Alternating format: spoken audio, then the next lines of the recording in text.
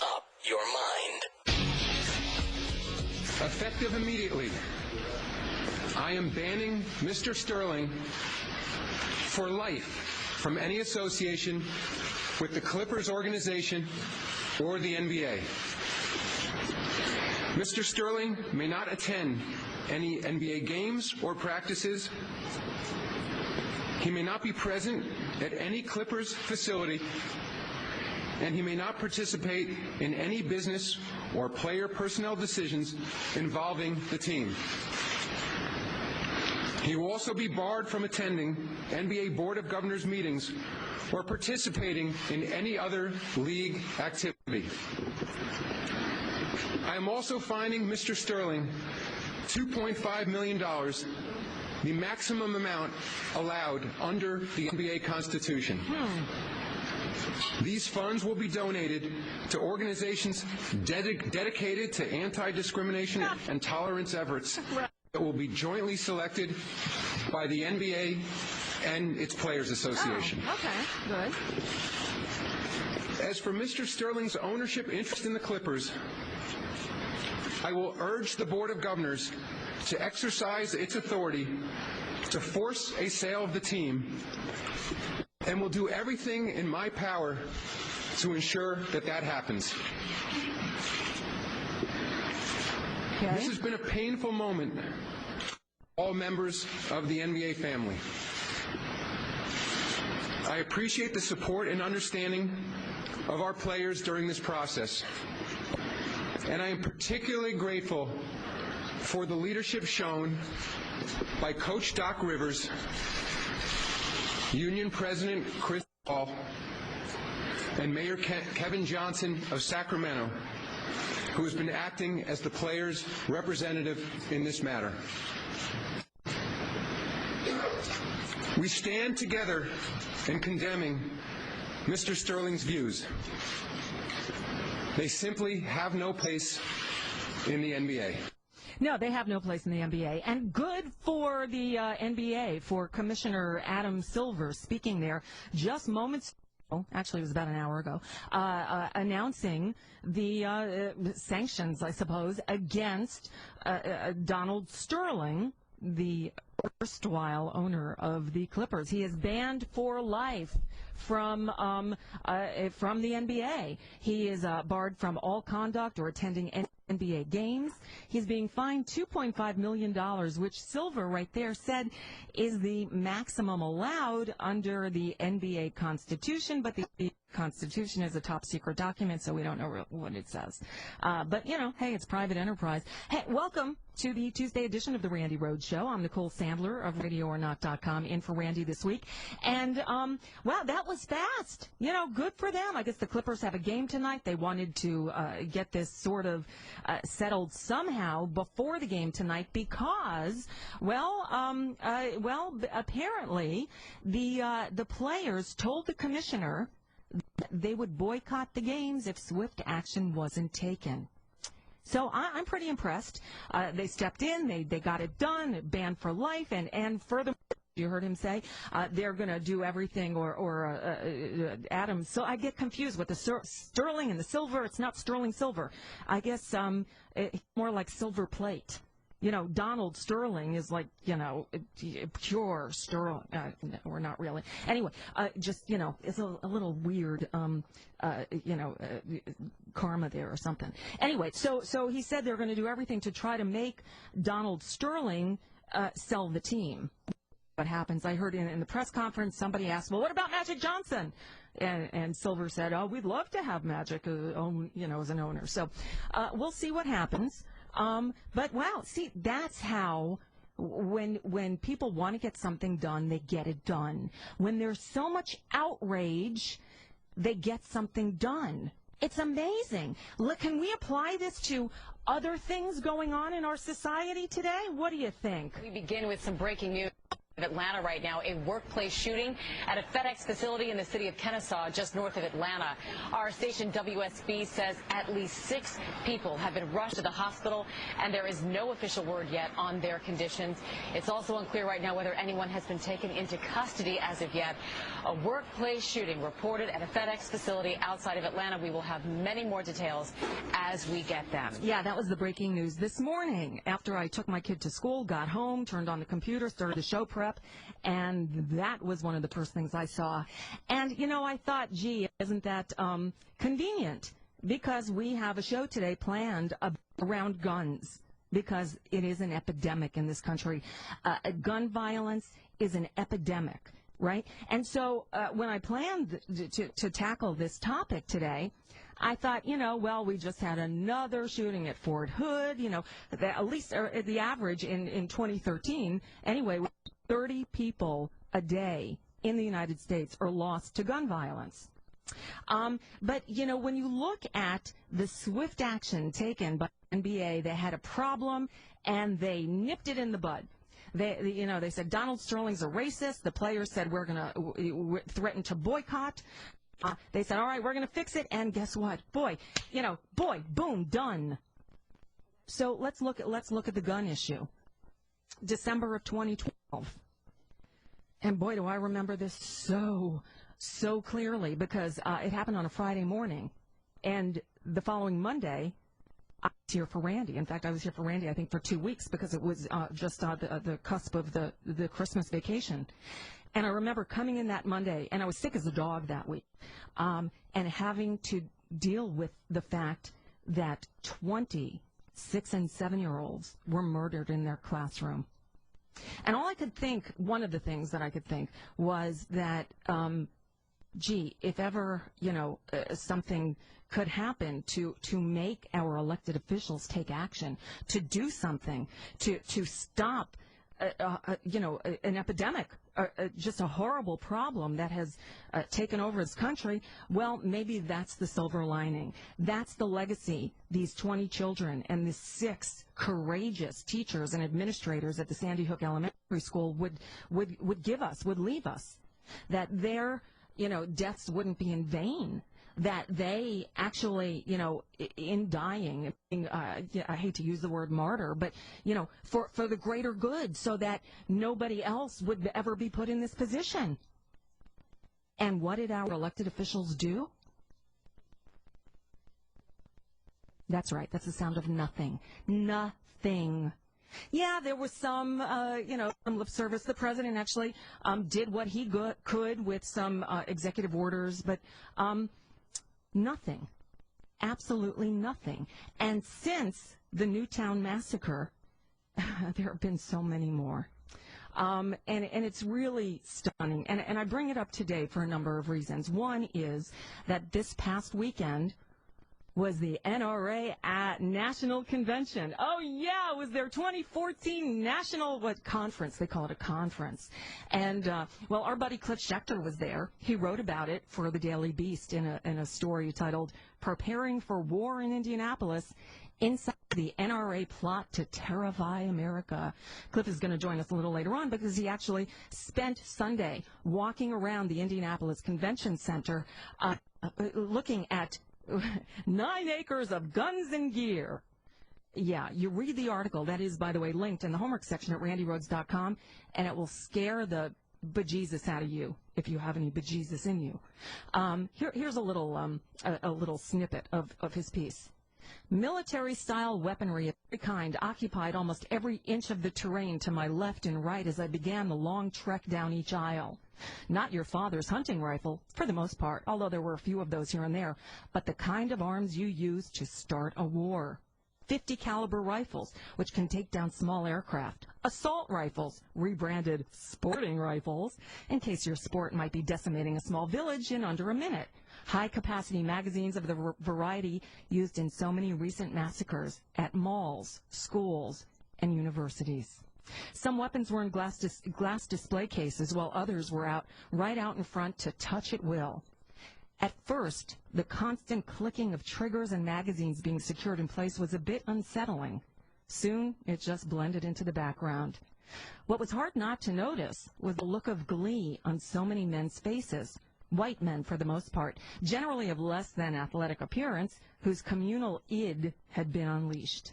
They looked like kids in a candy store, boys with toys, with a type of porn their political ideology can get behind. And so it goes. We'll talk with Cliff about that and about the massive disconnect. Look, we talked a little bit about the disconnect in our communal reaction to the racism that's inherent in our society today. And as I said yesterday, I think it's maybe people are more emboldened to, wear their bigotry proudly because, their idols on radio and TV do it with impunity. They do it just, because they can, because there are no consequences. Because Glenn Beck can call the president a racist and say it's a deep-seated hatred for white people. And Rush Limbaugh can, sing Barack the Magic Negro. And there are no consequences, right? So people feel emboldened to do it. And then, there are others who say, well, it's not only that, but this is a sign of, of the collective psyche out there. We may, the Supreme Court may tell us racism is over, right? We may be told, oh, things are so much better, so we really don't need, any protections under the Voting Rights Act, and we don't need affirmative action anymore. Yeah, thank you, Supreme Court, right? And we may be told, oh, things are getting better. Look, we elected the first African-American president. But deep down, this is a country not only with an epidemic of gun violence, but really an epidemic of bitter, ugly racism. I believe that it will die off. I believe for the most part it's generational, and the Donald Sterlings of the world will die soon. And, Antonin Scalia will go with them because they're of that generation. But, Clive and Bundy's kids are still around, so it's going to take a few generations for those attitudes to die out. But what I don't understand is why, because, I guess basketball, people love their sports, so we act quickly on that. And, I'm glad that the NBA took action. But why haven't we acted to squelch the rest of the racism in our society? And why haven't we done anything about gun violence? In a little bit, we're going to share with you what happened in Australia after their biggest massacre, 35 people killed in 1996. In fact, it happened yesterday, 18 years ago yesterday.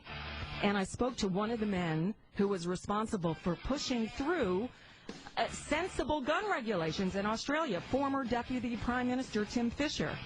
I spoke with him last night from Australia, and we'll share that a little later. We can do it here. Won't be easy, but I think that's a fight worth getting behind. I think saving lives is worth sticking our necks out and being really loud about and threatening whatever we need to threaten so that our children are safe going to school. All right, I got a break. Nicole Sandler for Randi Rhodes. The phone number is 866-87-RANDI, 866-877-2634. Don't go away. We'll be right back. Randi will be back here on Monday, and she'll be back for the next couple of weeks. In the meantime, you got me, Nicole Sandler of RadioOrNot.com, in for Randi. And again, I'm really happy. It's nice to see something get done. People, outraged and action taken, and boom. Like in 24 hours, actually, it was more like 48 or 72 or something, but there was a weekend in there. They took action quickly. I just wonder why this? I mean, really over basketball and over a guy that it was really generally known that he was a despicable racist. Kareem Abdul-Jabbar made the rounds yesterday. I know he was both on Chris Matthews and Rachel Maddow's show. He wrote an op-ed at Time.com and basically saying, really, this is what it took, like a recording of a conversation with his girlfriend where he showed he's just like, a juvenile idiot, when we've known he's been a slumlord. Yes. That piece is linked in the homework today. Okay. Oh, very cool. The Time piece is in the homework section at RandiRhodes.com. the offenses he's committed against minorities as a slumlord, as someone who, openly stated many times he didn't want, black or brown people in his apartments. He disparaged character and their height. I mean, the things he said are disgusting. But this, I guess that's because, that's why local news broadcasts, the saying goes, if it bleeds, it leads. You got the tape there, and it's shocking. And so great, people stood up. But again, should they have released the crime scene photos from Sandy Hook Elementary School? Might that have made a difference with gun regulations? Just a question for you. Mike in Addison, Wisconsin, listening on 92.1 The Mike. Hi. Hi, Nicole. See, here's something that bothers me. I'm happy that this happened as well, but for different reasons. I mean, first of all, they didn't talk about anything about his problems with having a wife and a girlfriend and all this other stuff that I guess is socially acceptable. Right, and what they said is they didn't bring up any of his past offenses, which on their own would have been enough, I think, to ban him for life. Right? We know why. He was given, then double ACP was in line because of the money that was being given. So money is a problem. But how about this correlation? I mean, what's the difference between teachers and the NBA players and, say, an idiot governor like Scott Walker and this loser owner who's anything but Sterling?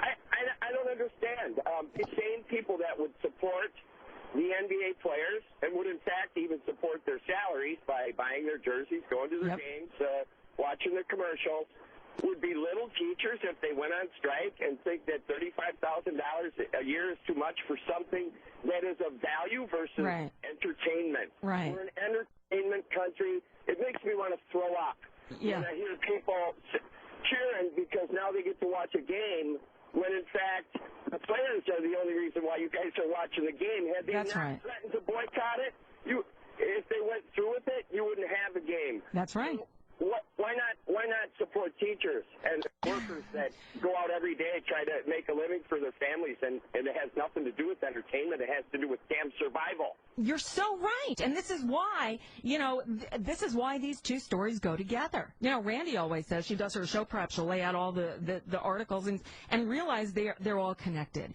And in this case, are our priorities really that backwards, where we're so up in arms over what one billionaire said? Look, I can name a bunch of billionaires who are just really heinous individuals. They hoard money. They're just nasty, miserable creeps like this guy.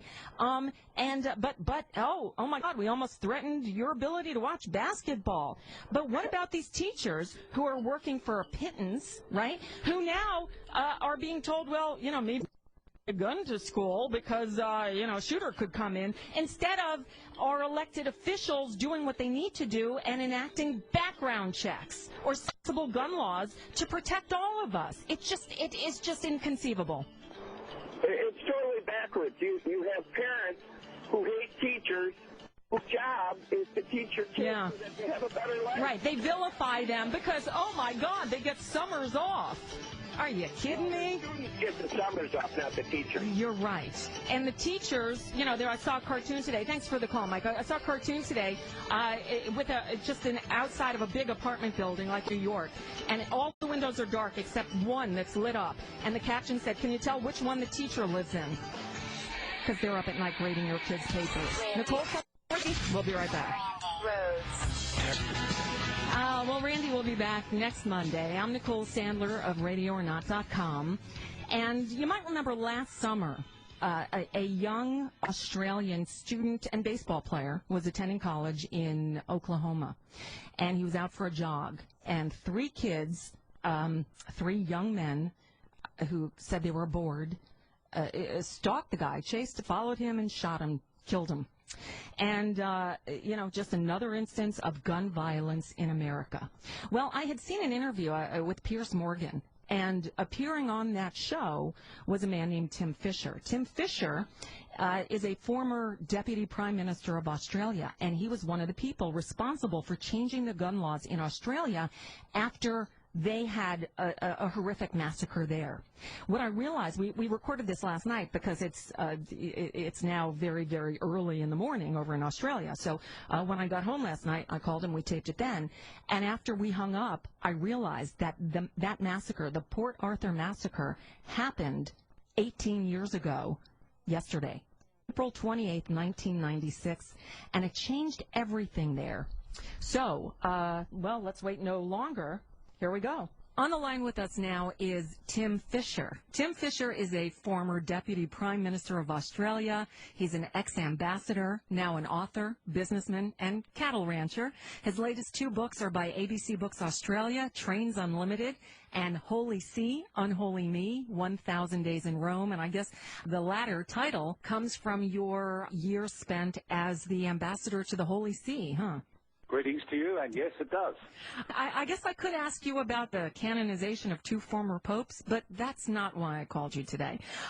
Tim, I'm so thrilled that you agreed to join us today because I heard with great interest the interview you did with Piers Morgan following the murder last summer of a young Australian baseball player and college student who was living here in Oklahoma, going to school. He was killed by 3 teenagers who should never have been allowed anywhere near a gun, much less own one, and they said they were simply bored. These kind of things happen with horrible frequency here in the U.S., and I'm of the mind that something needs to be done. Now, you were Deputy Prime Minister in Australia. At the time, there was a horrible massacre. I guess our Newtown massacre that happened last year brought back a lot of memories for the people in Australia over a tragedy that occurred in 1996. Can you tell us what happened then? Yes, in Tasmania, the island state just south of Melbourne, there's a tourist area known as Port Arthur, and it's an old fort and pleasant Sunday afternoon cafe, up to 100 visitors, when a young man picked up a gun and shot at will until eventually accosted, taking out some 35 people in our worst massacre, the Port Arthur massacre, and one which was the opportunity for Australia to take a decisive turn away from the NRA-type policy approach and make a difference under the then political leadership of Prime Minister John Winston Howard. Myself as Deputy Prime Minister and many others came on board, including state and federal governments, to make a real difference, make that a turning point. Now, what were the gun laws like prior to that in Australia? They were not in harmony. They were somewhat disjointed between the states. There was no overall link of computers with regard to gun weapon registration, let alone with regard to shooters' licenses. And so it became quite a chance for those who wanted. It was a laissez-faire approach which allowed the wrong people to have the wrong type of guns. In fact, we had semi-automatics in the suburbs to cut to the chase, and even worse. And therefore, it was crying out for action, and it certainly hit the top of the policy priority list in the aftermath of that dreadful massacre. But even so, there was a lot of pushback and resistance to executing sensible change. So, but sensible change you made, and then some, because what is it like today in Australia? How often do you see gun murders in Australia these days? This is why I'm even happy enough to come on board and visit with Mayor Bloomberg's campaign in the Midwest of the USA, in a Montana or in a Georgia, because it did work. It did make a difference. We have not had, touch wood, one gun massacre, death of 4 or more, in Australia since 1996. Wow. It's reached a stage now where you are 15 times or more likely to be shot dead in the USA per million people than here in Australia. Things have even if there are, sadly there probably will be at some stage, a form of gun massacre, it's off a more limited basis because the suburbs have been effectively drained semi-automatics, and the business of carrying guns into universities, into churches, allowing concealment of guns in some of these states of the USA simply does not exist here in Australia, where our program protects the rights of sporting shooters, protects the rights of cattle ranchers and others to have guns. I have guns, I own guns, but it requires simply a registration of those weapons and a qualification that you are an adequate shooter and that you can have a shooter's license. This is not an imposition. Even if we had a form of the Second Amendment, I would still regard the Australian gun laws as being compliant and successful and protecting gun owners and cattle ranchers to have guns, but stopping massacres, effectively stopping massacres completely. Right. Again, if you're just joining us, we're speaking with Tim Fischer. He's the former Deputy Prime Minister of Australia and was in office when Australia suffered its worst massacre back in 1996 and helped to usher through some common sense gun regulations, and the outcome is tangible. As Mr. Fischer just told us, not a single mass killing, over 4 people killed since 1996, since those laws were put in place. Now, obviously, you follow what's going on over here in the States, and it's truly sickening. I mean, it's the only way I can describe it. We have an NRA that, while it used to represent, I think, the rights of gun owners, responsible gun owners, now it's more of a lobbying arm for the arms industry, for the gun industry, for gun makers. The propaganda is out of hand. They just had their big NRA convention last weekend, and the bloodlust is almost palpable. And they talk about, the right to bear arms as equated with freedom, without bothering to, note that actually the right to life is I think, more freedom than the right to own a gun. I think the world looked on in horror back in December of 2012 when 20 little first graders were gunned down, were murdered in their classroom, and the 6 adults who tried to help them. And I thought if anything would make the legislators in this country do something, that would be it. But if that can't motivate them to take action and enact some background checks, some common sense laws, can you imagine anything that would? I mean, what advice can you give us to shake some sense into these people? It's certainly no excuse to say, look, it's just too hard. We have the Second Amendment, often misinterpreted. We have the safety checks of the Senate and split between the administration and the White House and the U.S. Congress.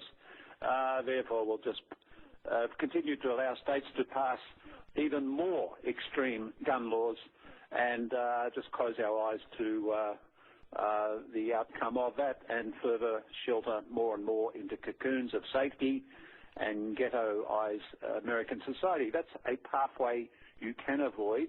That's a pathway you need to avoid, in my view. I respect the fundamentals of the U.S. Constitution and the right for the U.S. to choose its path, but it should do so with open eyes. And here in Australia, it was a major political battlefield. I was attacked the length and breadth of the country. I was accused as a Vietnam veteran of letting down the side by supporting sensible gun laws, and I was hung in effigy at a place in Queensland whilst attending a meeting inside a hall, where eventually a 12-year-old high school student stood up and completely nailed the case as to why sensible gun laws make a lot of sense, allowing people of need and people of desire to have guns, but essentially draining the suburbs of their semi-automatics and concealed guns. You are getting to a stage in the USA where Australians should think very carefully about travelling to the USA, travelling to a Georgia or a Montana with their extreme gun laws, and I have publicly advised people here just to weigh the risk factor. Yes, there's always risk in travel, period, to any country in the world, period. But the situation with guns on the streets in the USA has reached a tipping point. And in fact, your warning was the other thing that made me want to reach out to you and track you down, and I'm glad I did, because I heard you in this interview, and here's the quote. You said, "It is another example of murder mayhem on Main Street. People thinking of going to the USA for business or tourist trips should think carefully about it, given the statistical fact that you were 15 times more likely to be shot dead in the USA than in Australia per capita." And here's my thought, Tim. If the massacre of 26 and 7-year-olds in their classroom can't motivate our elected officials or politicians here in the U.S. to take action, I guess the only thing that motivates these people is money. And maybe we need to hit them in the pocketbook. And if we start costing this country, big cities, small cities, tourist attractions, if we start costing tourist dollars, then maybe they'll sit up and take notice. I was thrilled that you said, you warned people they should think twice before coming here. But I think we need to take it a step further. And I know you're no longer in Parliament, you're no longer Deputy Prime Minister, but how can we go about getting countries like Australia, perhaps, England and other countries that have had similar issues? They've been hit by a tragic gun violence a massacre incident that made them take action, and things have gotten better. How do we make those countries to take an official stand and really issue a travel advisory warning their citizens against coming here? The case is building, and it's going to happen sooner rather than later.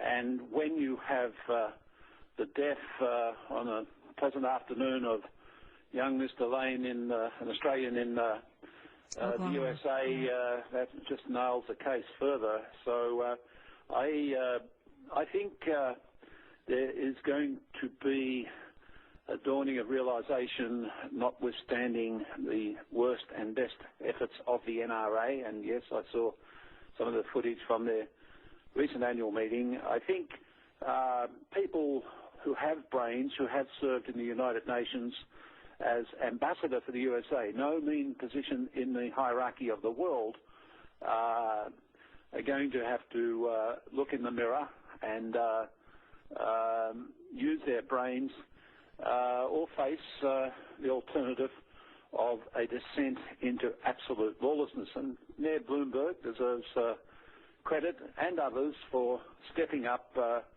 to bring pressure to bear to turn the corner, use this tipping point to make a difference before it's too late and before even more people are gunned down unnecessarily. It is sapping the will on the performance and the productivity and the peace of the USA. The NRA has much to answer for. Oh, absolutely. You nailed it. And again, I can't help but wonder if the Newtown massacre didn't get our politicians to do something, to do anything. Nothing was done in the wake of that. 2 mass shootings at Fort Hood, a massacre in a movie theater. It's just the incidents that goes on and on. It is an epidemic. And maybe the only way to get our elected officials to take action is to hit them in the pocketbook, to cause financial hardship. And that is a way forward. But, Nicole, the Washington Post table, looking at arm's length, country by country, just shows how bad it is in the USA versus most other OECD countries. Even Italy is better. It's incredible that where I served as an ambassador, where there's talk of the ongoing existence of the mafia and the Camorra, and yet you are safer in Italy than you are in the United States of America, the so-called land of the free. It is sickening. That chart, by the way, will have in an article that I wrote in the homework section at randyrhodes.com. It's also on my blog at radioornot.com. Tim Fisher, I can't thank you enough. And I'm sure the people of Australia now, almost 2 decades later, probably many of the same who, I can't believe, hung you in effigy. How frightening is that? I'm guessing they've come around and realized that you can have common sense laws, regulations, background checks, and still enjoy the freedom of a firearm when necessary, or even for sport, but remain safer in society because of it. Yes? Nicole, common sense hopefully will eventually prevail because here in Australia, we reached the tipping point. We changed our laws. We harmonised our laws. We protected the rights of people to own guns, but introduced some safety and harmonisation that made a huge difference. No gun massacres since 1996. I urge the USA to look closely at the Mayor Bloomberg campaign, related campaigns, and make your streets safe again before it is too late. Thank you, Nicole. Thank you very much. Really appreciate it. Tim Fisher, former Deputy Prime Minister of Australia, making a lot of sense. Your turn to weigh in next. Nicole for Randy. We'll be right back. Nicole Sandler in for Randi Rhodes. So what do you think? Is that a good idea? Look, if the murderers of 20 children in their classroom won't get our elected officials to act, the only thing that works on these people is money. If we start threatening, income, tourist dollars, maybe then they'll take action. To the phones, Stan in Fort Lauderdale, listening on WBZT. Hi there, you're on the Randi Rhodes Show with Nicole. Hey, good afternoon, Nicole. I'm glad you're on the radio. It's always a pleasure to listen to you. Thank you. My take is that I think, first of all, the NRA, people need to understand the NRA is a lobby shop. Yep. If people want to bear guns and they want to have their arms, I'm a gun owner, I don't see the NRA as beneficial. If you want your right to own a firearm, these people should be protecting your right to have equal pay, to have great employment, to have health benefits, a safe work environment. What's the point of having guns if you're too poor to maintain?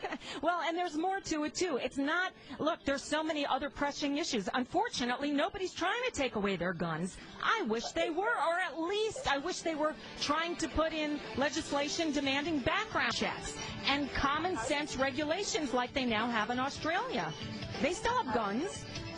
I mean, like the Sandy Hook was horrendous. I've fired high-powered rifles, and for somebody to shoot a child with a high-powered rifle, there isn't even words to describe. Right. Oh, it's sickening. It is sickening. Stan, thank you for the call. More of your calls on the other side. Nicole for Randy. Don't go away.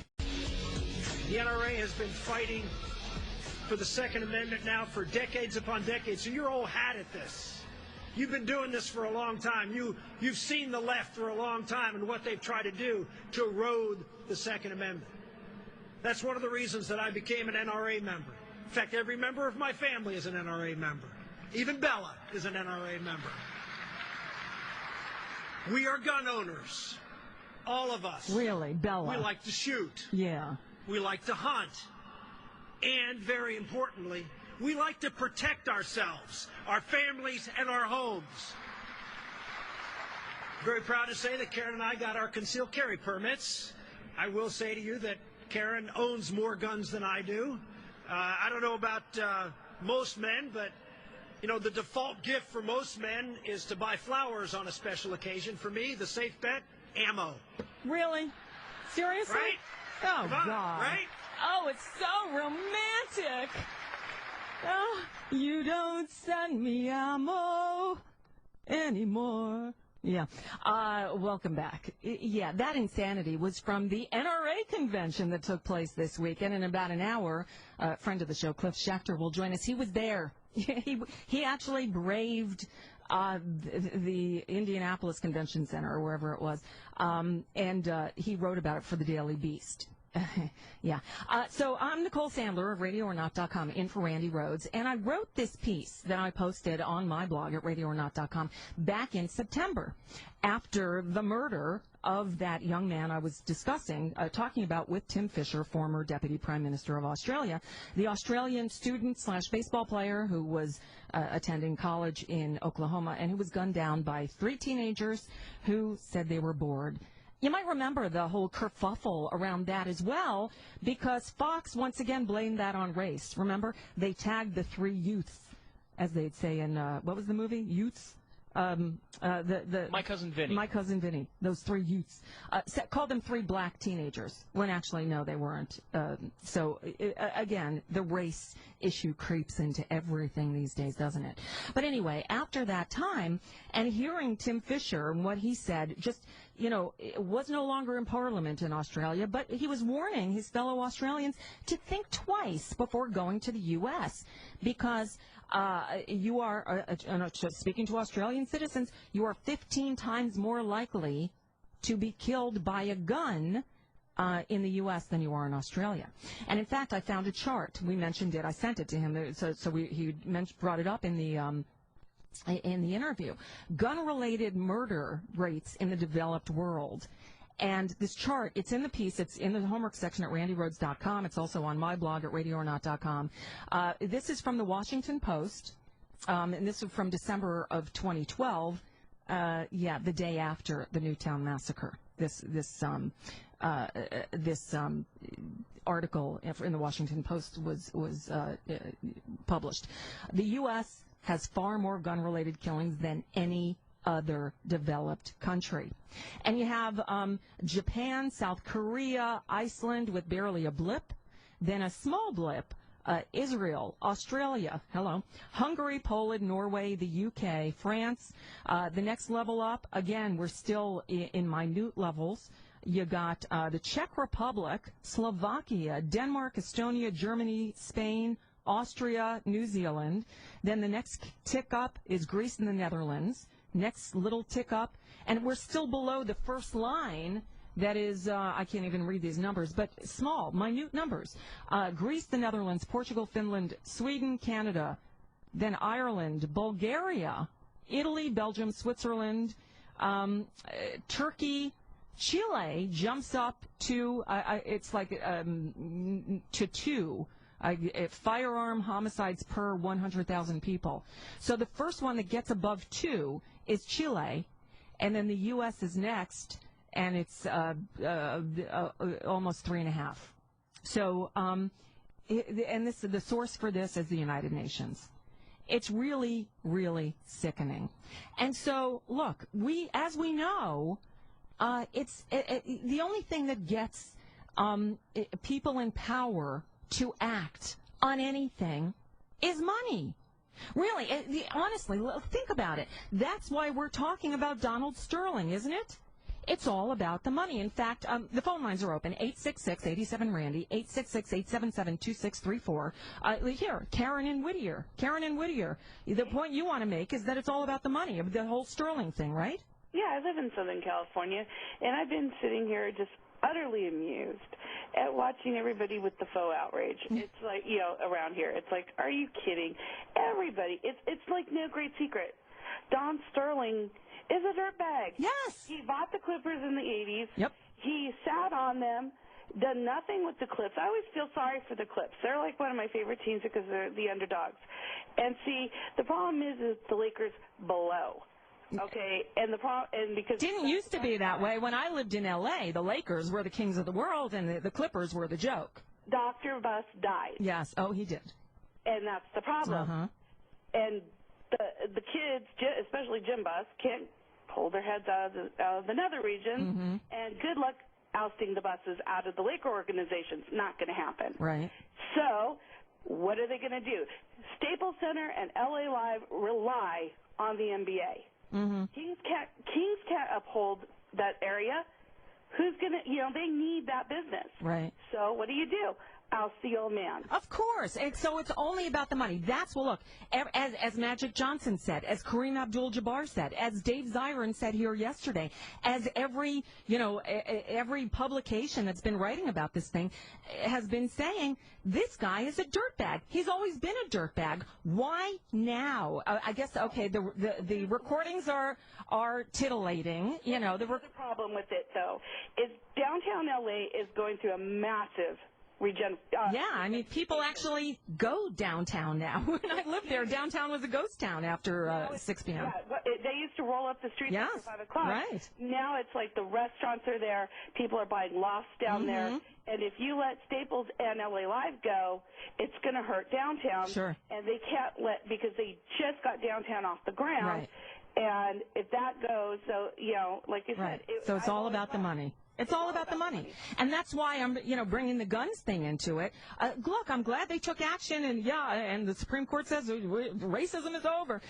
But we still have this this gun problem. Don't get me started, because California we had really great gun laws. Yeah. Until somebody got smart and messed with our gun laws, because now, because our Supreme Court ruled that you can't ban both concealed carry and, what was it? You can't ban concealed carry laws.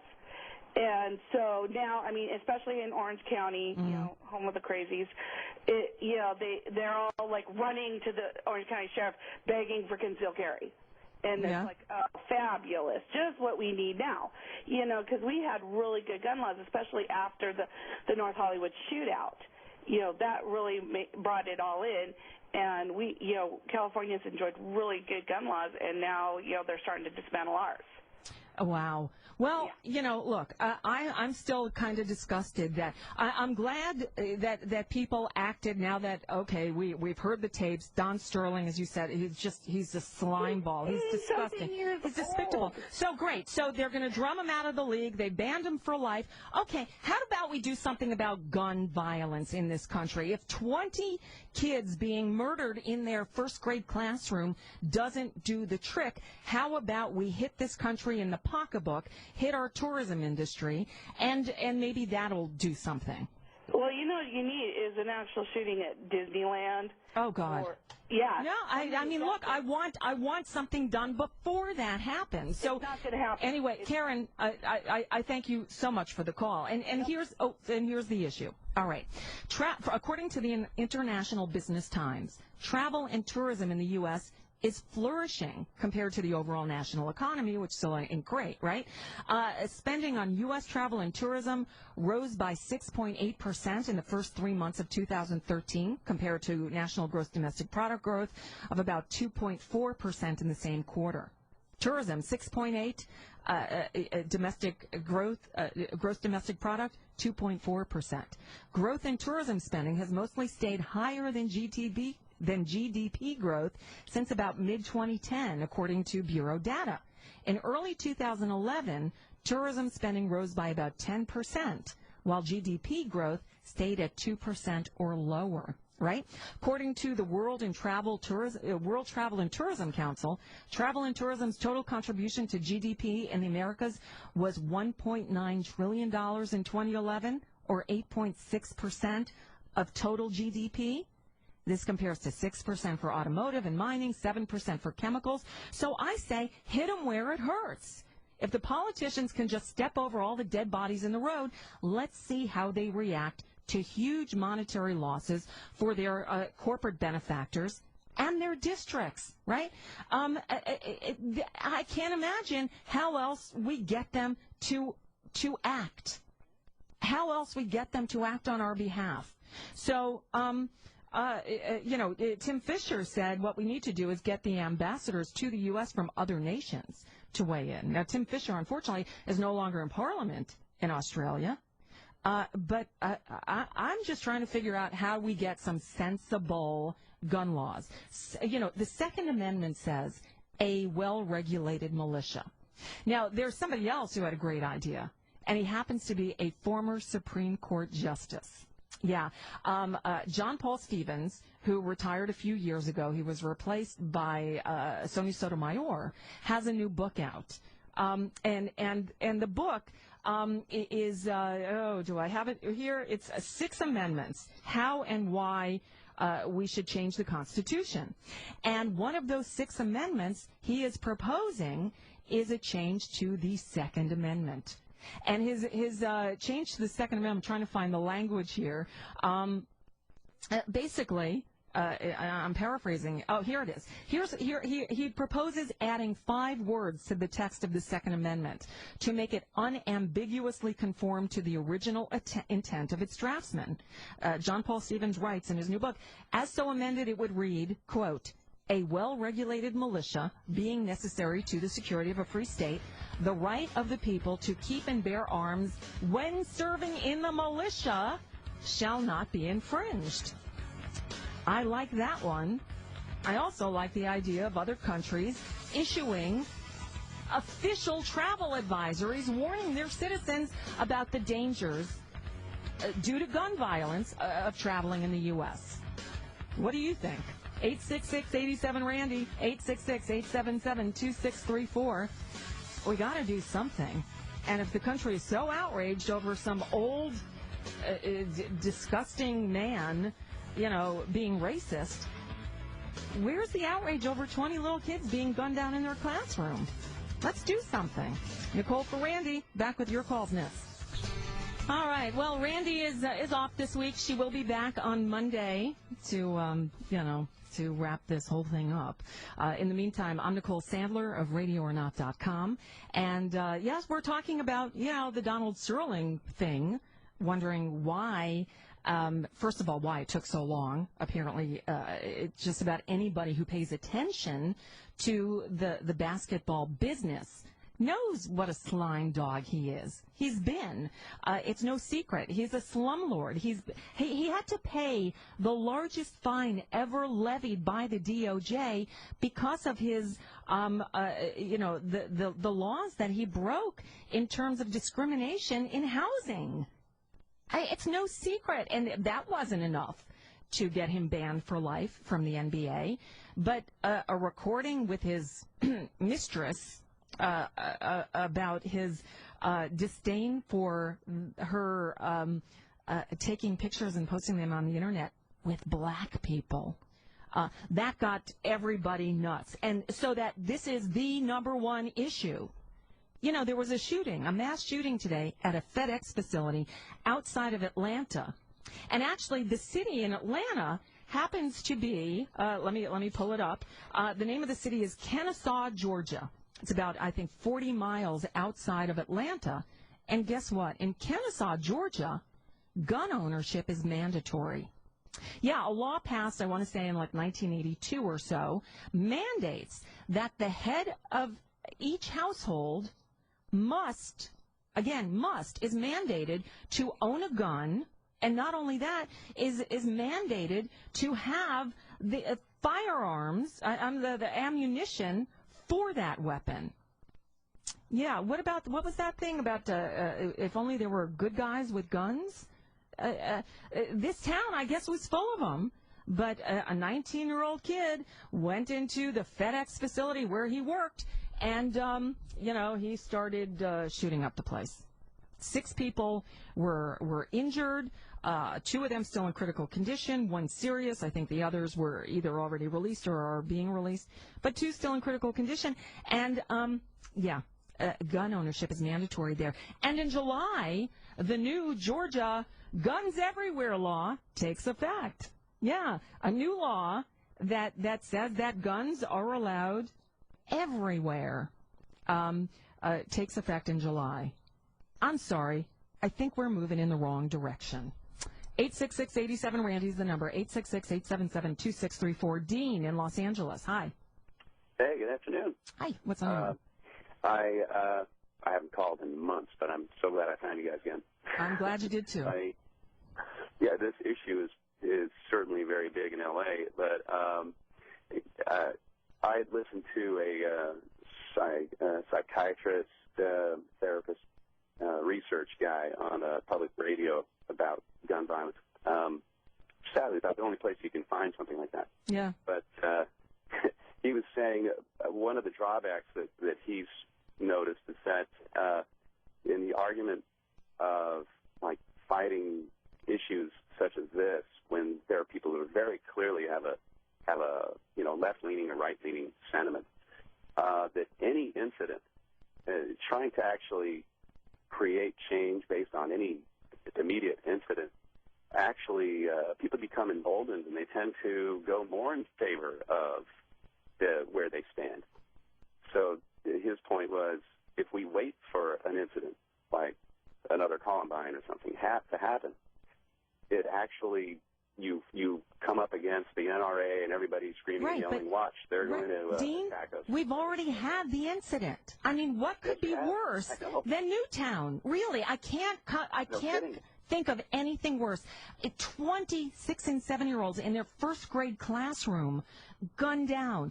Teachers, who were trying to save them, gave their lives, guarding these children with their bodies. I mean, the worst conceivable situation ever, and crickets.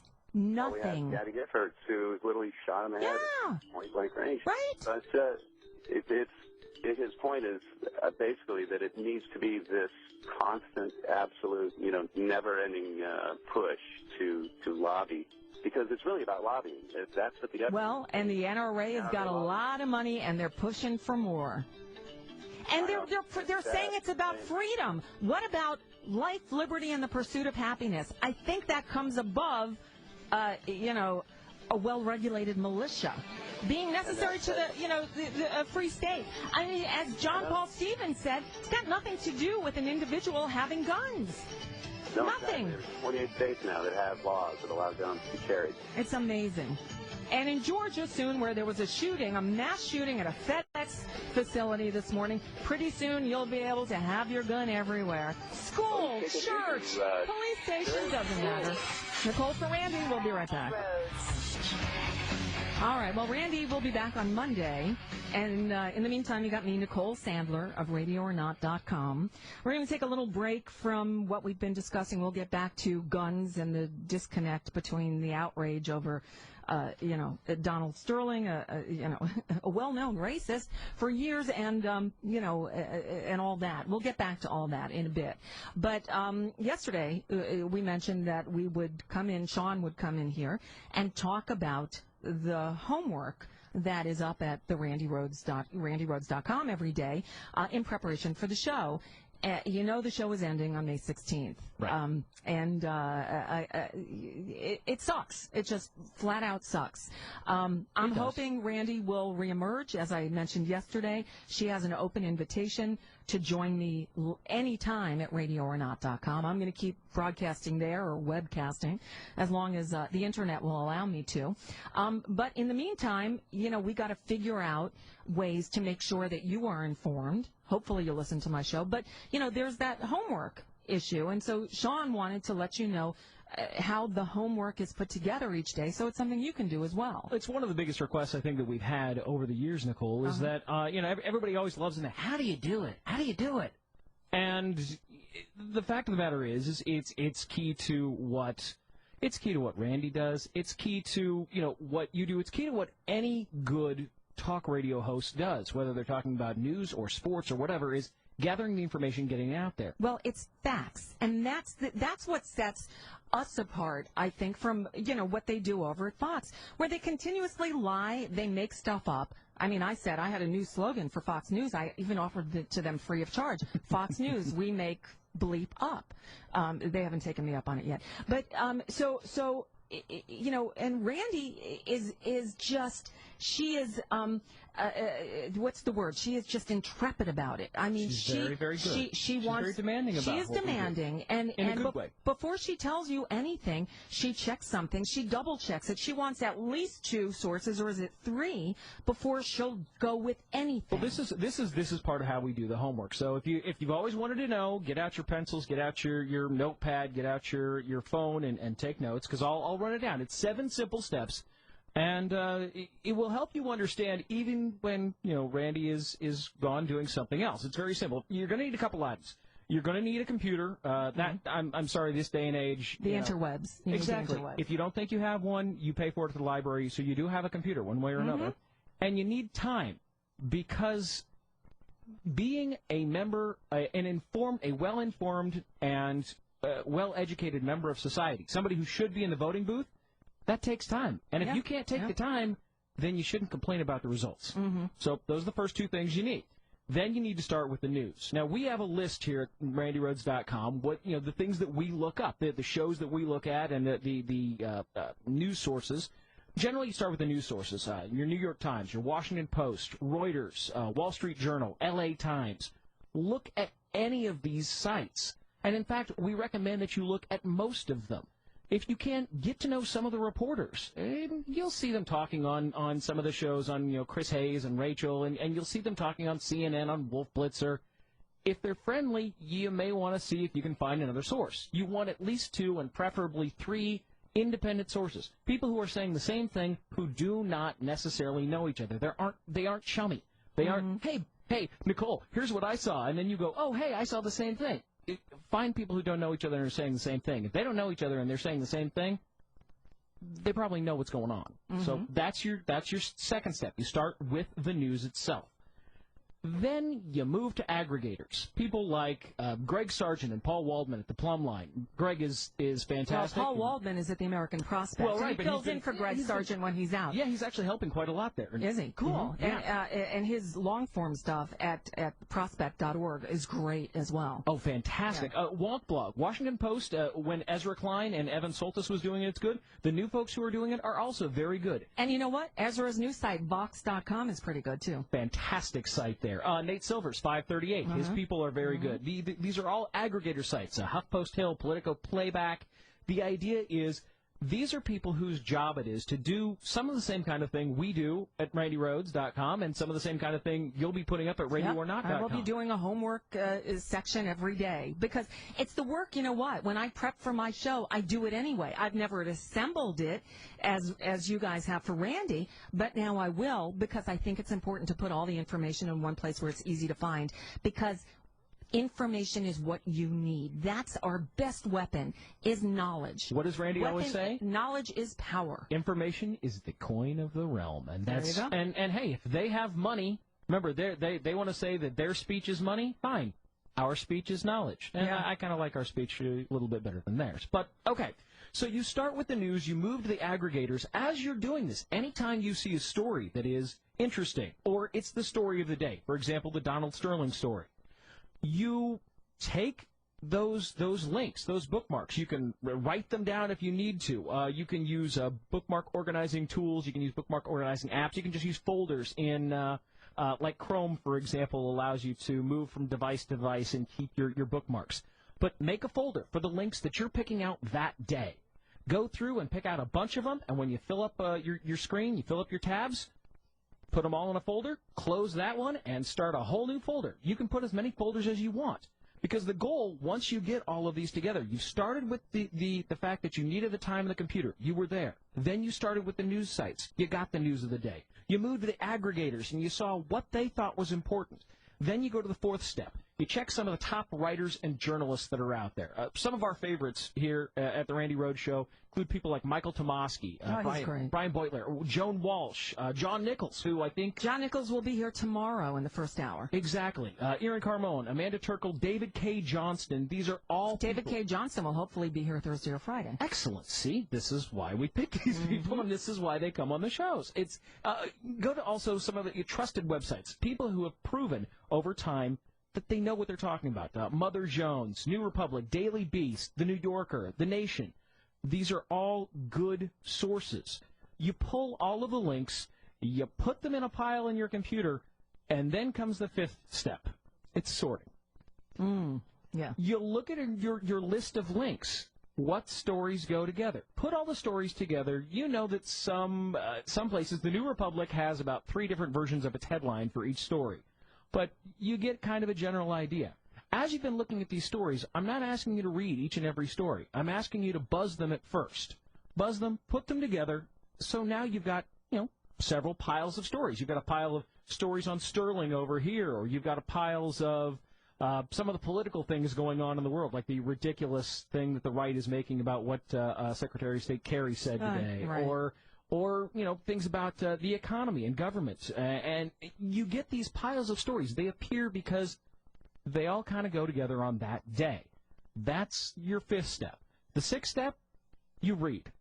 Sit down, pick a topic. Pick the Sterling topic. Pick the guns topic. Pick the inequality topic, and read those 3, 4, 5 stories.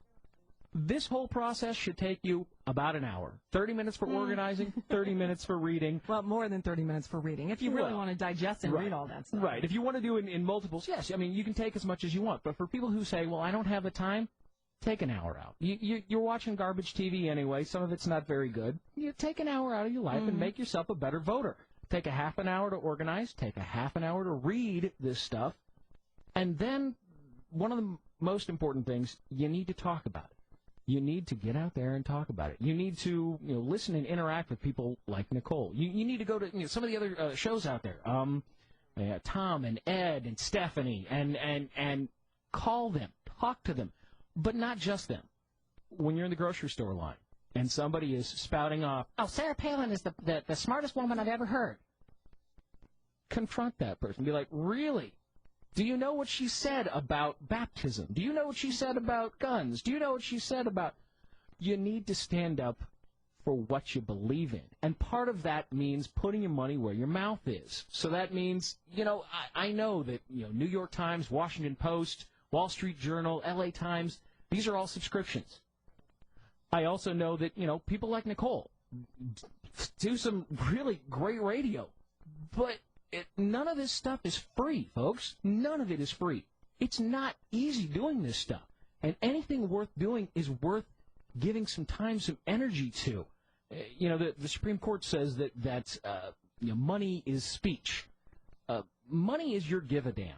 If your give-a-damn isn't broken, quit spending it on an $8 cup of coffee, quit wasting it on something that you don't care about, and put it towards something you do. Because it matters. If you think that what's going on in our politics matter, if you think making things better, if you think making the country better is worth it, then prove it. Put your money where your mouth is. Part of the thing is that the business model has changed. Absolutely. There used to be, you could get a job in local radio and do a good live local show and be paid nicely for it. You're not going to get rich doing local radio unless you are the #1 morning show in town. True. Then you can make good money. But it used to be you could make a decent living doing it. That has ended. There is very little local radio. It's all syndicated. And so I heard a lot of people saying, well, maybe Randi will just go back to WJNO, from which she broadcasts, right? Mm-hmm. Not going to happen because of the plethora of syndicated stuff out there. No local station has the budget to pay a live local personality anymore. One of the stories that I found today that I put in the homework at randyrhodes.com, it's in the homework section today. It's from Al Jazeera, who is, by the way, a great source. They are another great source that we use. Small towns with local investment, print journalism. Your small-town local newspapers are actually starting to do fairly well, some of them. Because there's no more local radio.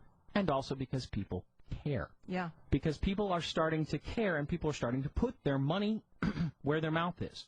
They say, I care about my local sports teams. I care about my local school board. I care about my local politics. Great, that's fine. But that also equates to, shows like yours, outlets like Free Speech TV. These are all things that are all listener supported. See, and that's the thing. See, just like public radio, how NPR stations or even other Pacifica stations, we won't go there, they do the fund drives. Correct. My show, I would take advertising dollars, but I'm a one-woman show. I do everything. I'm the chief cook and bottle washer. I do everything. Right. And I'm not a salesperson, so I'd rather people contribute, and they do. I need more of them. That's the way it's going to work now. I don't think there's a local station out there that's going to pay me a salary anymore. Those don't exist. And as we know, there's only a handful of progressive talk stations left on the public airwaves. That's another issue entirely. But it's also an important one in that, as Randy's show goes away, advocate. Mm-hmm. If you got a great station like 92.1 The Mic or KTRC 1260 you in Santa Fe, support them. Absolutely.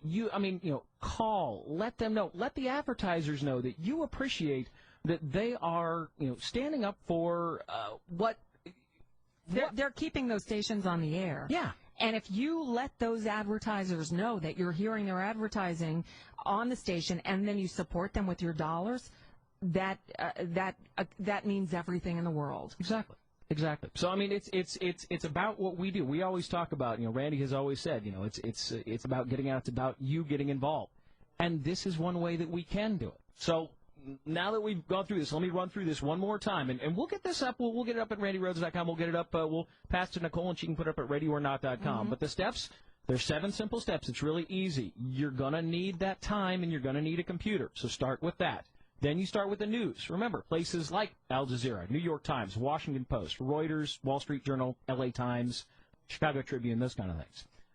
Then you move to your aggregators like the Plum Line, the Wonk Blog, HuffPost Hill, Political Playback, that kind of thing. Then you go to your favorite writers and journalists, people that you know that you've learned to trust, like John Nichols and David K. Johnston and Joan Walsh and Michael Tomasky. These are all great people. Then you need to sort all of those links that you've picked up for the day into piles that make sense. The basketball stuff over here, the gun stuff over here, the inequality stuff over here.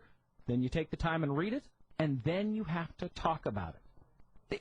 This is how it's done. This is how we've done it 18 hours a day. Randy wasn't kidding when she said that. We wake up at about 7:30 in the morning.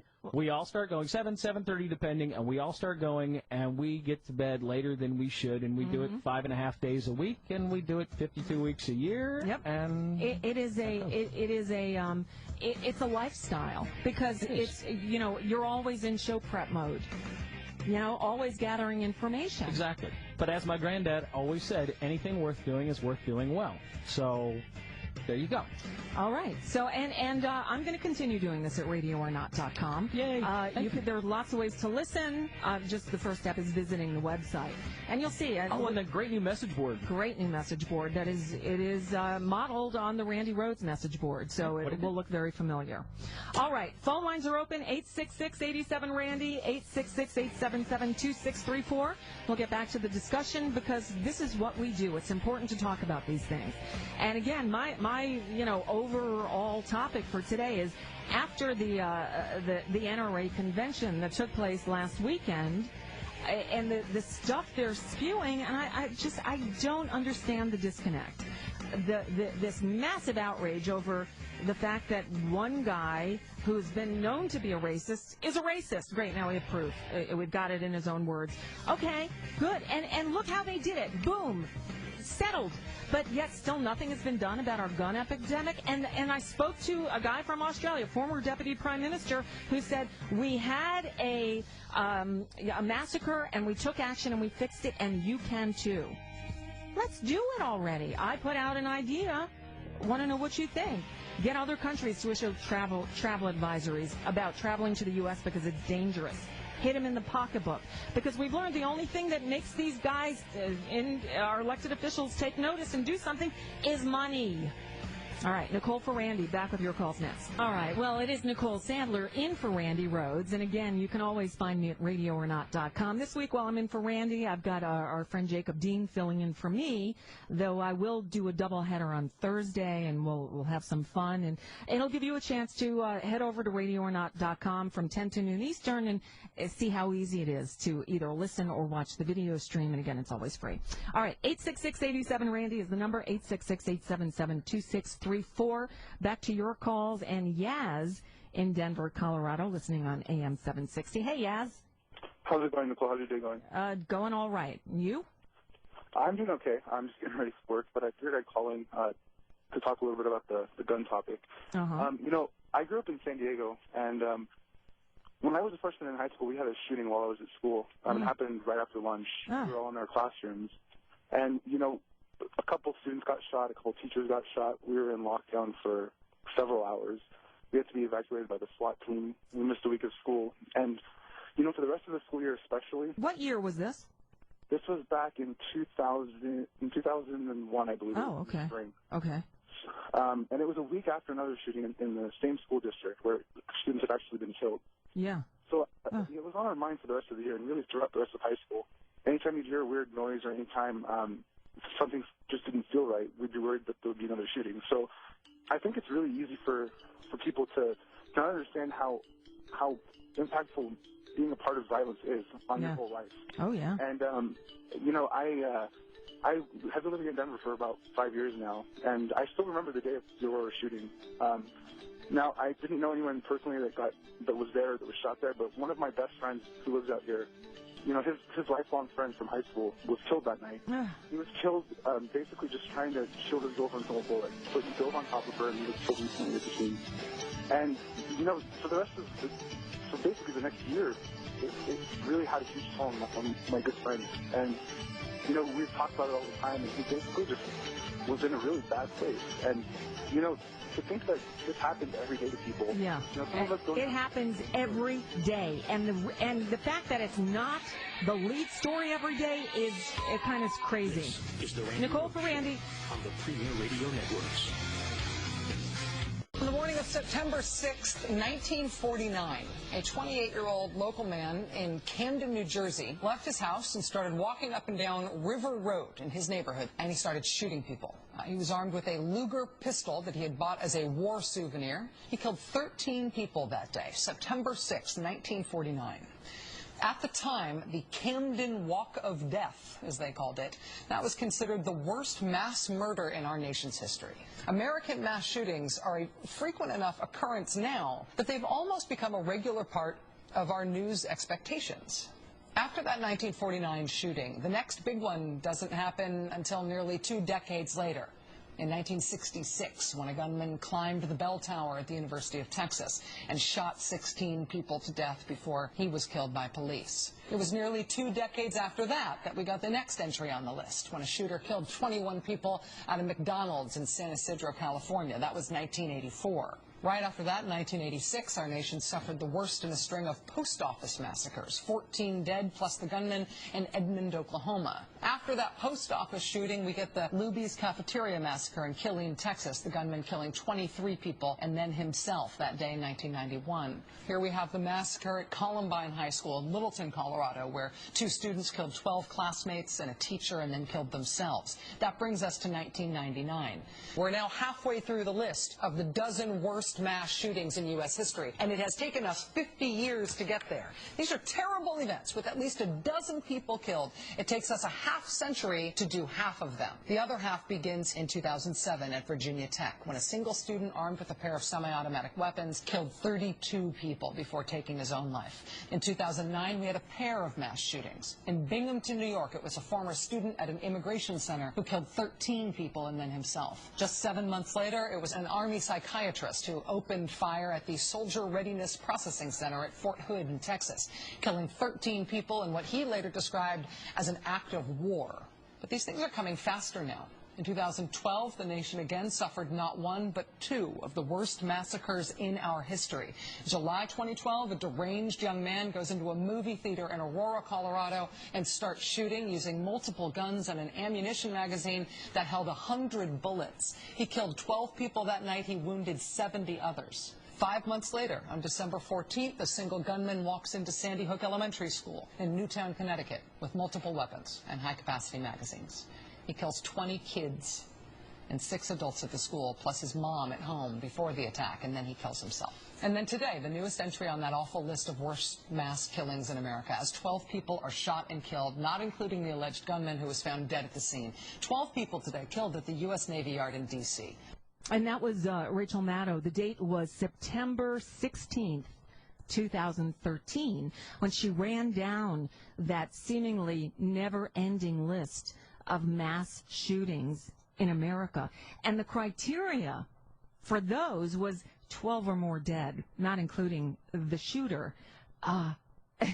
You know, you should be sickened by that. I know I am.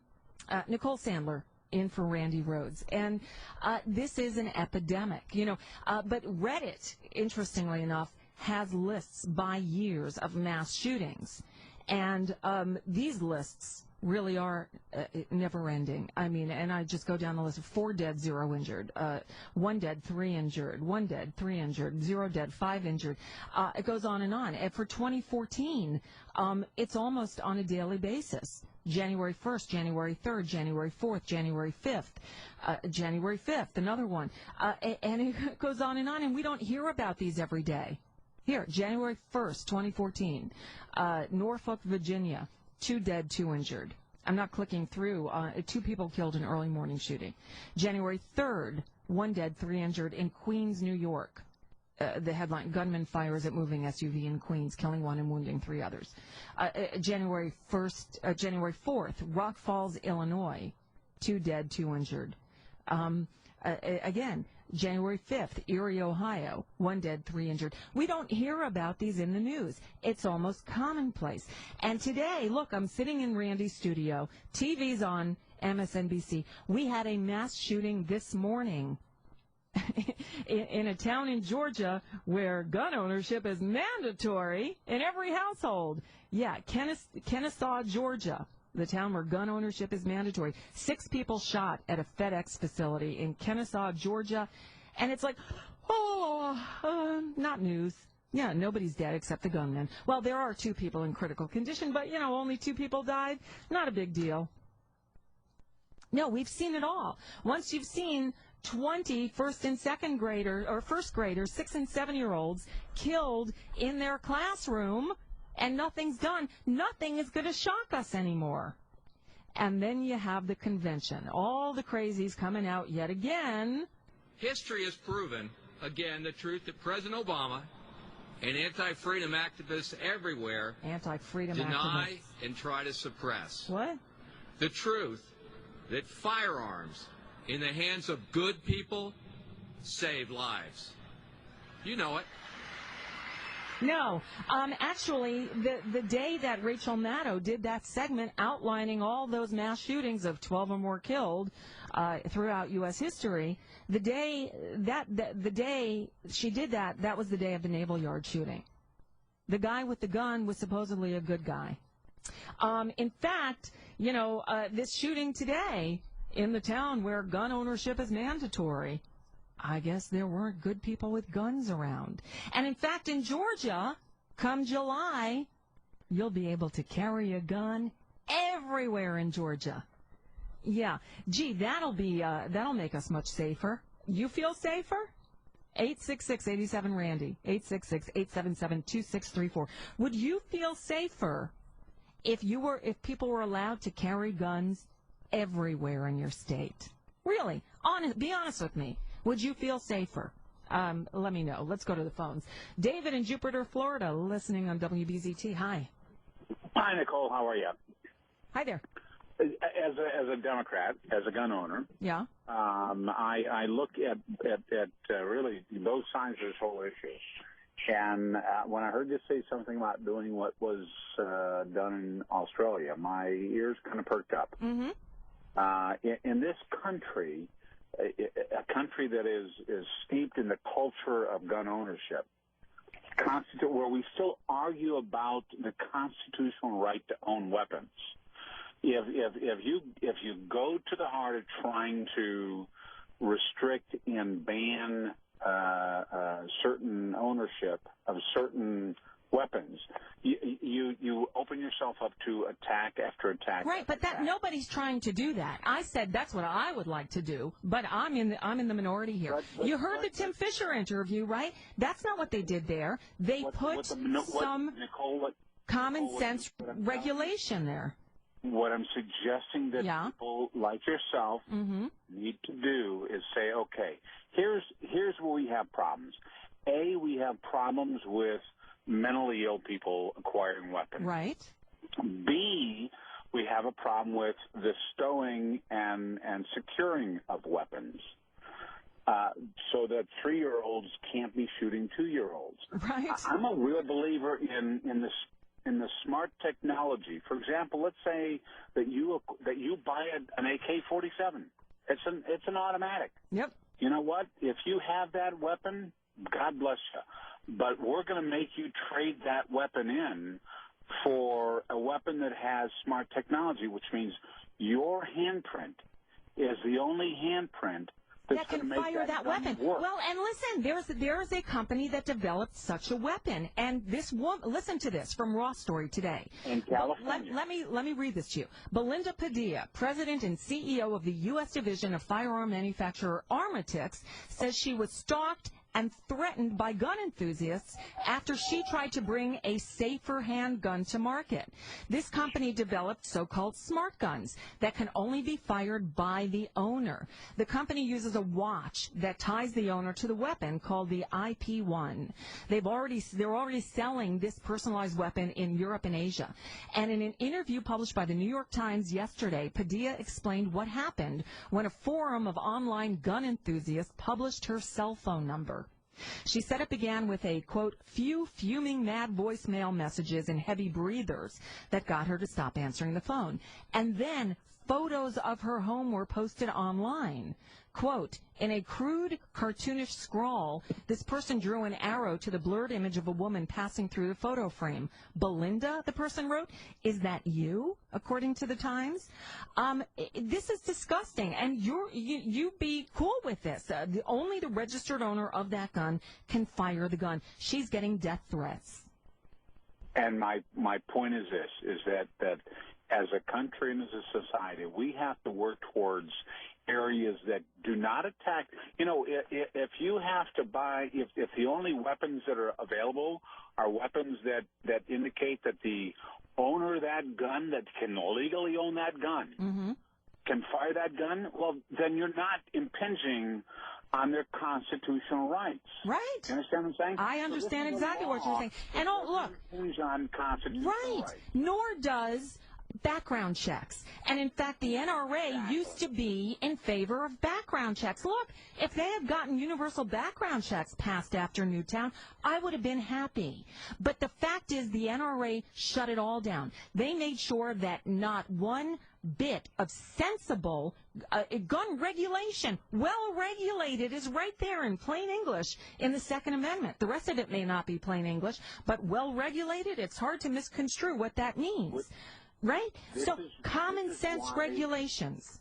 This is why we have to stop talking about the restriction of ownership to U.S. citizens and talk about the kinds of weapons that are available that are not going to be constitutionally restricted. In other words, who in this country would say, hey, you know, if a guy takes a tire iron, beats his wife in the head, puts her in the hospital, I think he should be able to go to a gun show the next day. We're not talking about a tire iron, though. We're talking about gun sales to people without background checks.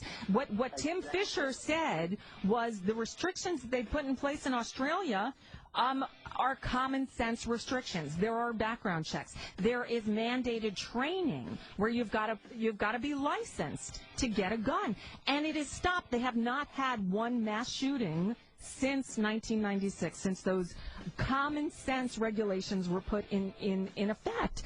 And all I'm saying is, give us some common sense regulations. I personally would like to see all the guns disappeared. I know that's not going to happen. How about background checks? We don't have them. They were never even voted on in either House of Congress.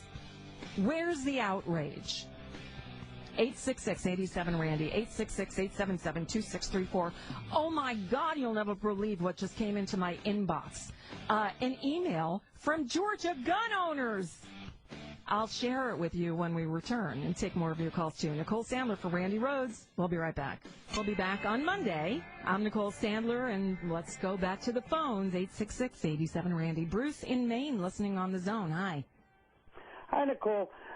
I just wanted to wonder, what's the big deal about the concealed weapons things? Because I work at my town hall in my little town, and there's endless people. They need a concealed weapons permit, and it's like, that makes me feel unsafe, because unless you have a job where that's necessary, why can't you just carry your weapon on your hip?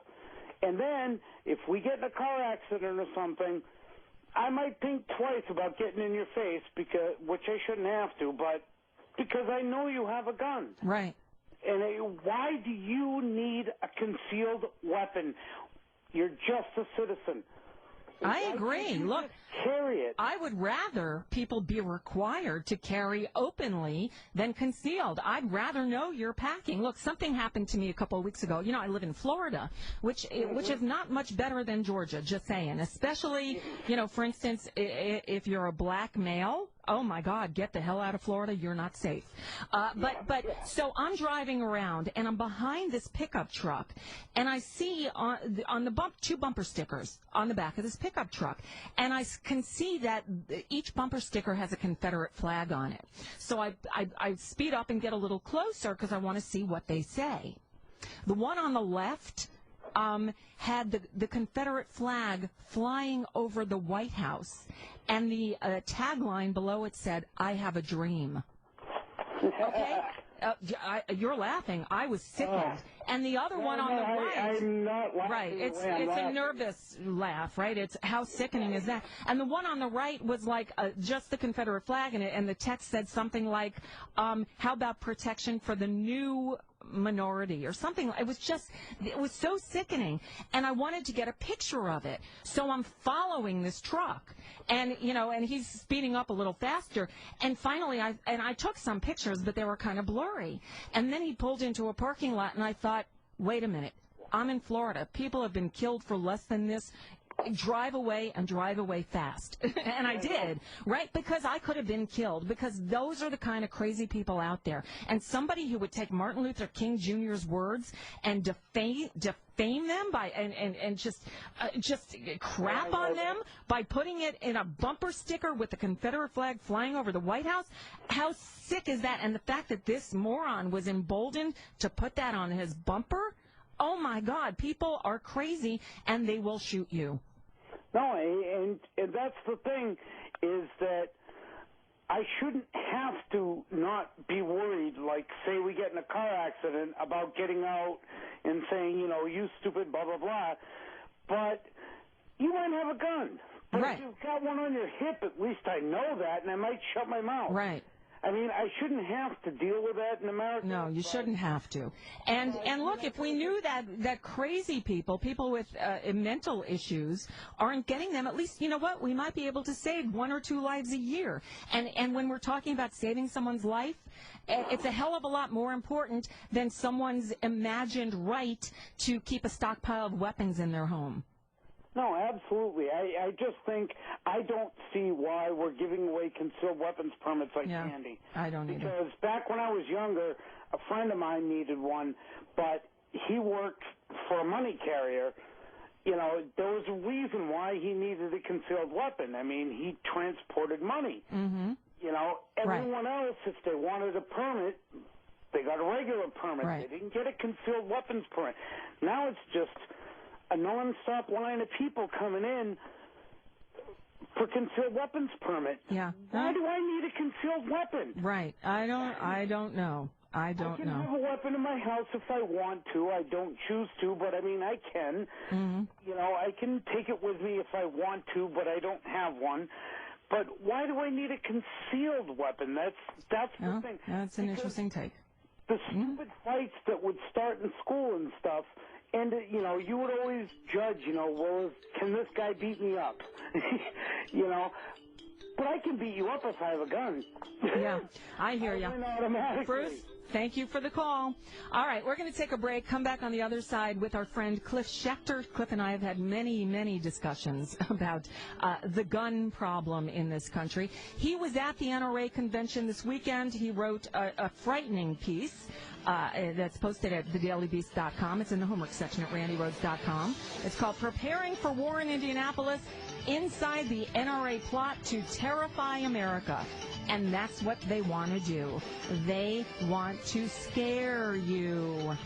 And they want guns. And they want to tell you that we're coming to take away their guns. And now they're warning you, if Hillary Clinton is elected, she'll take away your guns. Well, what about Obama? I thought he was going to take away your guns. Nicole Ferrandi. We'll be right back.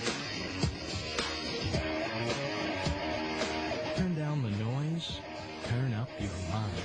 With Randi Rhodes on Premier Radio Networks.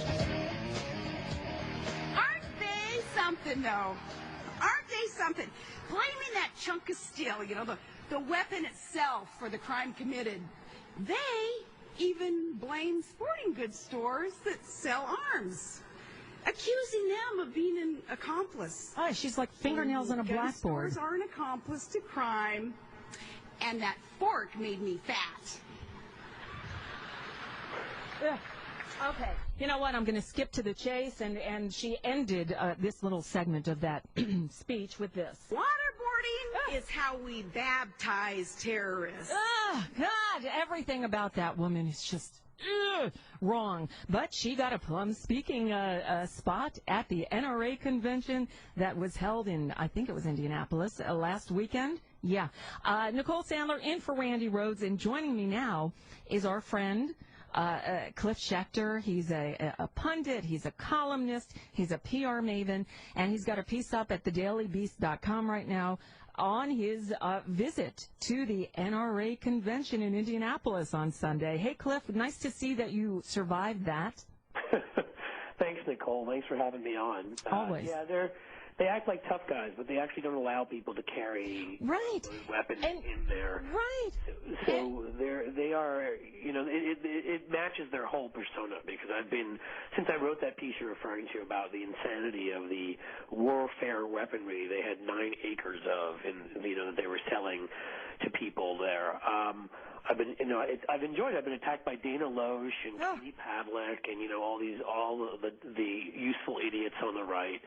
And I think they think that the kinds of things they say that hurt each other's feelings work on smart people too. You know, like they're all like, "Oh, did you get your panties in a bunch?" And you know, did you feel like a girl when you were there? Are you scared of guns? Not realizing that those of us who are secure in who we are, the stuff that you would say in recess when you're 8 or 9 years old doesn't really hurt. And it's such projection, because the truth of the matter is that these are people that literally are scared to come out from under their bed without a gun of some sort. They're scared of modernity. They're scared of people that look different than them. They're scared of anything more complicated than a Sarah Palin sentence. And that's why they need all these guns. You know, and can I just ask you something? Because one point you made has just stayed with me while I've been talking, and that is the NRA convention is a gun-free zone. Now, if they're so confident that every moron walking down the street should have a gun, then why did they make their convention into a gun-free zone? Well, my guess is that I don't know the rules of the auditorium there. I guess they would use that as an excuse. But there are plenty of places now, for example, in Georgia and other places where they've made these auditoriums where you can have guns, that they could go and openly carry. Because the truth is, behind the scenes, there's a couple people at the top who are getting rich off of all the stupid people who believe the garbage they feed them, that American society is falling apart. I mean, that one section I quoted in my piece from Wayne LaPierre, like, that should just be satire. I mean, I don't even know where to go with that, where he's saying, you need to be ready for the rapers and the haters and the knockout gamers and the power grid's failing because of terrorists. I mean, he paints this picture like we're living in, we're all Snake Plissken living in Escape from New York, right. Saw that movie, or something of that sort, the Blade Runner.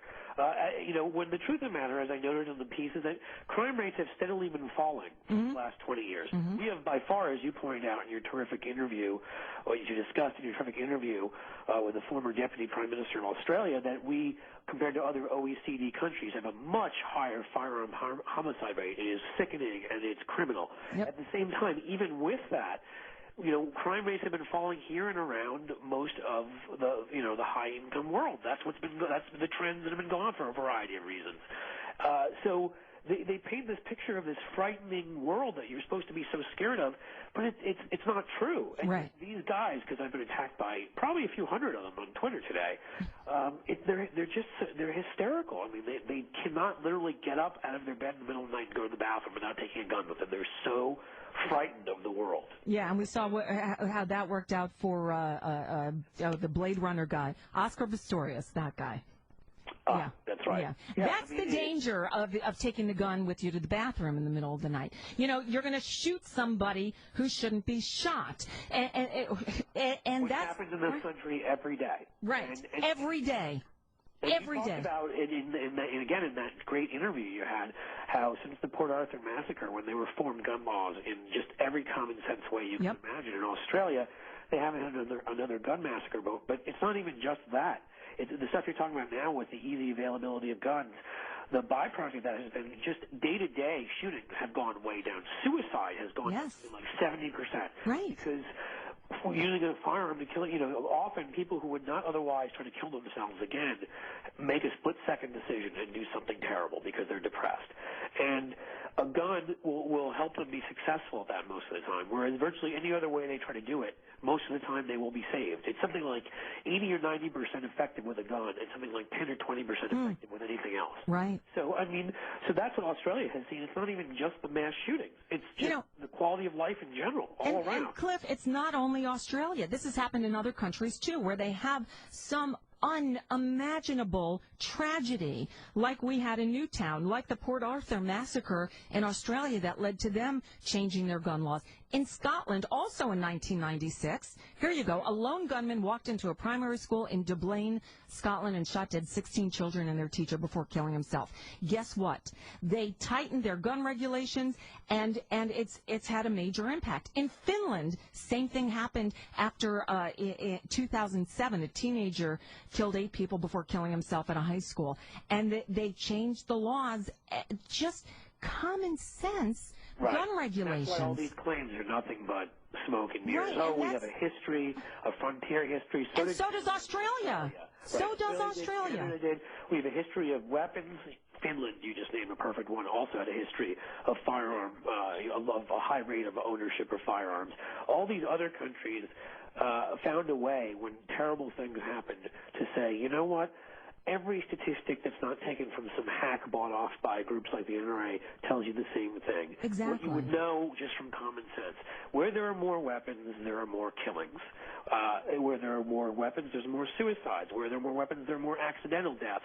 This is just, it's common sense, but, you can go anywhere from the University of Pennsylvania School of Epidemiology, the Harvard Public School, School of Public Health, Johns Hopkins, the same thing, School of Public Health. I mean, they've created, you can go on and on. These studies, they all show the same thing. I mean, where there's more guns, there's more of this violence. Right.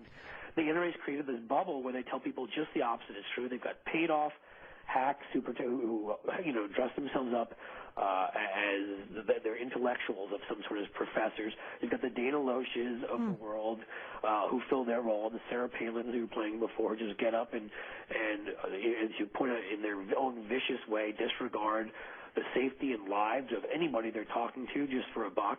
Yep. I don't know what that makes them. Probably a word I can't say on the show here. Yeah. So I mean, it's insanity. Again, it is. So Cliff Schechter. So let me. Look. Again, I got this idea about a travel advisory against the U.S. from that very man that I interviewed in the first hour. And by the way, if you missed it, an interview with Tim Fisher, former Deputy Prime Minister of Australia, it is posted in the homework section at randyrhodes.com. It's also up on my blog at radioornot.com. I've tweeted it out. It's in its own self-contained embeddable form. He, after Christopher Lane, an Australian student and baseball player, was killed in Oklahoma, he said on an interview here in the U.S. that he would warn anybody in Australia to think twice before coming here. And ding, ding, ding went off in my head. And I kept thinking, our elected officials, if the tragedy of Newtown, if the 20 babies gunned down in their classroom wasn't enough to move them, nothing is going to be. There's nothing horrific enough that's going to get these people to do something. Yeah. The only thing that motivates them, it seems, is money. So if we cost this country some money, maybe then they'll do something. And the only way I can think to do that is have some of these other countries who've had their citizens killed here issue travel advisories. Right. Well, you have that great. You have a blog up and you've got that great chart from the Washington Post. And I frankly think, it would be useful to us, as you're pointing out, to warn people who are coming to the United States in general, but even more so warn people going to Georgia, and certain other states, and stand your ground states. And Florida, right? One, and I sadly live in one, or one that's about to be headed in that direction, I think. You're in Ohio, yep. People should know. They should be warned. I mean, a lot of, I lived abroad twice in England and France where nothing, of course, like this happened. And in England, it's very popular, as you probably know, for a lot of the Brits to go to Florida to get sun. And maybe they should save that for the Greek Isles or or the French Riviera. Or go to Disney Paris instead. Why would you come? I think that at this point, officials in their country are not being responsible for not saying to them, if you're leaving the United Kingdom to come here and you've got something like a 17 times higher chance of being killed by a gun here than you do there. The same way you wouldn't be doing your job if you didn't tell them what's going on if you were to go visit Iran or Somalia. Right. They should know. People, there should be travel advice. There should be. And look, I think everyone's afraid of, you don't want to insult the U.S. Well, it's dangerous here. Cliff, yesterday and today, I guess, I haven't seen the news for today, but yesterday, horrible tornadoes, Arkansas and Missouri and Alabama, and this morning, or when I got in here, the death toll from the tornadoes yesterday was up to 31. And we're all, saddened, and, our thoughts and our prayers go out to these people. How many gun deaths happen, killing by gun happen in this country every day? Actually, just about that. Just about that. Every day. We're freaking out because 31 people were killed yesterday in tornadoes, and yet every single day this happens in this country. Massacres, but we don't notice when this is going on all the time. Yeah. And again, you're talking about at this point, at the end of any given year in this country, you're talking about somewhere around 11 or 12,000 people murdered. You're talking about another 18 or so 20,000 people who either accidentally are killed or commit suicide with guns. So you're talking about 30,000 plus gun deaths. And then if you take it up to those who are injured, 100,000 you're getting towards. Yeah. That is ridiculous. It is ridiculous. It's manageable. People should come together, and boycott businesses that allow, guns to be carried. That happened recently. With Starbucks, right? If there's a business where they're allowing people to carry guns openly, or they're allowing people to carry concealed weapons, don't go there. Yep. People need to get together. You talk about purchasing power. We need to use our purchasing power here too. There used to be something called the Blue Pages. I remember that came out. I think it still exists. So you'd know which companies, like right-wingers, like the Koch brothers, and people less famous than them, donate to Republicans. Well, maybe there needs to be a book about which companies, what their gun policies are, so people should know. Because everybody who's listening, and I've got 2 kids, and if you have kids, and I know you have a kid too, Nicole. I mean, would you not want to know that there's 2 coffee places next door, and one of them has somebody sitting there, with an AR-15 out in the open, and the other one doesn't allow it? Where would you rather be? Well, that's the thing. Look, I remember, I've been here for Randy too many times after these mass shootings. I came in the day after the Aurora movie theater shooting, and I almost started crying when I was, telling the story of talking to my kid about that, and how I had to tell her that if you're ever in a situation like that, get down on the floor and play dead. And how I had to say this to my then 13-year-old daughter? Oh, my God. That we're having that conversation. For me, when the Newtown thing happened, I had a son in a school class that was a kindergarten class that was about the same size as the one. That could have been anybody that day. And the more people realize it and realize that this isn't, it's coming to you. Because these weapons are being sold. They're being sold. Places like Georgia are loosening their gun laws. I know. The Guns Everywhere bill, that the law goes into effect in July. I'll tell you. And look, it's interesting. Tim Fisher, in that interview, specifically singled out Georgia and Montana. And sure enough, there was a shooting in Montana today as well. Oh, it's just one guy killed. So, and Georgia today. Right, 6 people. Kennesaw, Georgia, where they require everybody to own a gun. I know. It is insane. We live in opposite world. We need to fix this. And as I said before, look, I'm glad the whole country is outraged that a known racist is racist. Good. I'm glad you're outraged. How about getting outraged enough to save some lives? I agree. That's what we need to do. We do. Cliff Schechter, thank you so much. I hope everyone reads your piece on the NRA convention. I can't imagine what you were feeling like walking through that exhibit hall. Just reading the description made my blood curdle. I'll talk to you later, Cliff. Thanks so much. Thanks so much. All right. Bye-bye. All right. We got to take one more break, and then we'll be back to wrap this baby up. One more break to Bruce. I'm going to see Bruce Springsteen tonight in Fort Lauderdale for about my 28th time or something. But, hey, every time is worth it. Every time is great. All right, we'll be right back. Actually, it is Nicole Sandler of RadioOrNot.com this week in for Randi Rhodes, and I got to tell, I'm a huge Bruce Springsteen fan. Like Randi and I have a lot in common. We both have a background in music radio, and I did music radio for many, many years. The majority of my career was in music radio, and aside from that, I'm a huge Springsteen fan, and I've seen him at least a couple dozen times, at least. And I mentioned on my show last Thursday that I was kind of bummed because Springsteen is in town in Fort Lauderdale tonight. And I said, this will be the first time that Bruce is playing in the city where I am, and I'm not going. And I just can't justify the money. Times are tough. And with Randy's show going away, there goes the bulk of my income just from the guest hosting I do for her. And so I couldn't justify spending the money. And so I had sort of resigned myself to the fact that I wasn't going. And a generous listener, I got a notification from PayPal and a note from him, and he said, I went to the Ticketmaster website, and I saw there are floor seats available, and I was going to buy you a ticket, but Bruce has elected for the paperless ticket policy to thwart scalpers, and so he sent me a donation to pay for tickets. So I got to go. So I'll make that sacrifice. I can't thank him enough because we need music. We need entertainment. It's important, as Sean was telling us earlier, to do our research, to do our homework, to be as informed as possible so that when you go into that voting booth, you are an informed voter, so that when you talk to other people, you can set them straight because they're being fed lies by, unfortunately, the majority of the media, and so you need to have that knowledge. But, boy, I hope you also have an escape. You also need something that calms your soul, that gives you joy and pleasure. And for me, I love music. But a Springsteen concert, there's nothing like it. The first time I saw Springsteen in concert, it was 1978. I was in college. I went to University of South Florida in Tampa, and my boyfriend at the time was a huge Springsteen fan, and I didn't get it. I'd listen to the records and go, okay. I saw him live at the Lakeland Civic Center, and I was blown away.